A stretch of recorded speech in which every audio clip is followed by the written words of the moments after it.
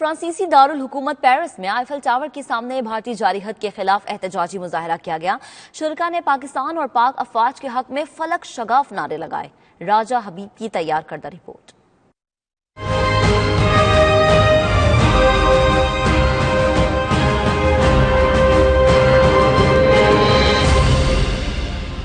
Paris میں تاریخی مقام ایفل ٹاور کے سامنے پاکستانی اور کشمیری کمیونٹی کی جانب سے احتجاجی مظاہرہ کیا گیا، جس میں مختلف سیاسی اور سماجی جماعتوں کے کارکن اور عام شہری شریک ہوئے۔ اس موقع پر فضا پاکستان زندہ باد، پاک فوج زندہ باد، جیوے جیوے پاکستان کے نعروں سے گونج اٹھی۔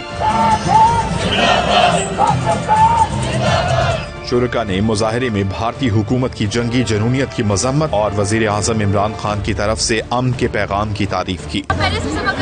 پاکستان کو سپورٹ کرنے کے لیے آئے ہیں۔ ہم جو 70 سال سے کشمیر میں جنگ ہو رہی ہے، ہم اس کو ڈیناس کرنے کے لیے آئے ہیں۔ فرانس میں یہاں پر جس طرح پاکستانیوں نے اسی تعداد میں نکل کر پاکستان کے ساتھ مظاہرے کیا تھی اور انڈیا کا مضمون چہرہ دنیا کو دکھانے خاطر اکٹھے ہوئے ہیں، وہ اپنی مثال آپ ہے اور ہم پرائم منسٹر عمران خان کو خراج تحسین پیش کرتے ہیں۔ انڈیا کی جارحیت جو انہوں نے پاکستان کے اوپر حملہ کیا، اس کے خلاف ایک احتجاجی مظاہرہ کیا ہے اور اس کے ساتھ ساتھ پاکستان کی طرف سے جو پاکستان کے ایگزیکٹو نے اور پاکستان کی آرمی نے جو ایک اچھا فیصلہ کیا جو کہ انہوں نے انڈین پائلٹ کو رہا کیا اور اس سے پاکستان کی طرف سے دنیا کو ایک پرامن اور ایک پرامن ہونے کا ملک کا جو ہے مظاہرہ کیا گیا ہے۔ ہندوستانی بربریت اور بارڈر کی خلاف ورزی کے خلاف پوری پاکستانی اور کشمیری کمیونٹی، افواج پاکستان، حکومت پاکستان کے ساتھ اظہار یکجہتی کے لیے یہاں پیرس میں اکٹھی ہوئی ہے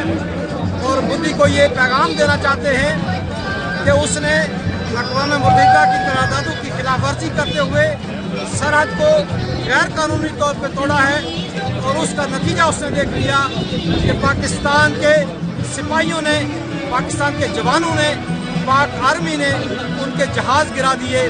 شرکاء نے عالمی برادری سے مطالبہ کیا کہ وہ مسئلہ کشمیر کے حل کے لیے اپنا کردار ادا کرے۔